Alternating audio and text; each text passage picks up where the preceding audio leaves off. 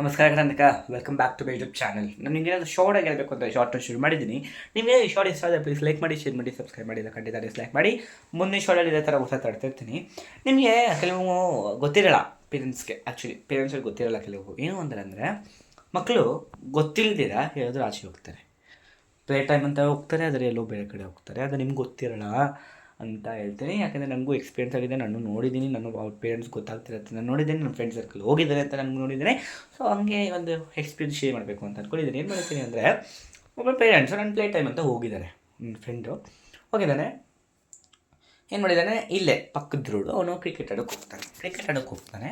ಹೋಗೋದ್ಮೇಲೆ ಏನಾಗ್ತದೆ, ಅವನೇನು ಮಾಡ್ತಾನೆ, ಪಕ್ಕದಲ್ಲಿ ಇರೋ ಒಂದು 2 to 3 ಕಿಲೋಮೀಟರ್ಸಲ್ಲಿ ಡೆಕೋತ್ಲಾನ್ ಇರುತ್ತೆ, ಅಲ್ಲಿಗೆ ಹೋಗ್ತಾನೆ. ಹೇಳ್ತೀರಾ ಅದು main road. So please be careful. ಅದು ಬೆಂಗಳೂರು ರೋಡ್ಸಲ್ಲಿ ತುಂಬ ಡಿಫಿಕಲ್ಟ್, ತುಂಬ ಕಷ್ಟ ಇದೆ. ನಾವು ಬೈಕ್ ಓಡಿಸೋದು, ನಾವು ಕಾರ್ ಓಡಿಸೋದು, ನಾವು ಸೈಕಲ್ ಓಡಿಸೋದೇ ಕಷ್ಟ, ನಡ್ಕೊ ಹೋಗೋದೇ ಕಷ್ಟ ಆಗಿದೆ. ಅಂತ ಸೈಕಲ್ ಓಡಿಸ್ಕೊಂಡು ಹೋಗೋದು ತುಂಬ ಡೇಂಜರ್, ಅದು ಚಿಕ್ಕ ಮಕ್ಕಳಿಗೆ, ಲೈಕ್ ಎಸ್ಪೆಷಲಿ ಮೈ ಏಜ್ ಅಲ್ವಾ.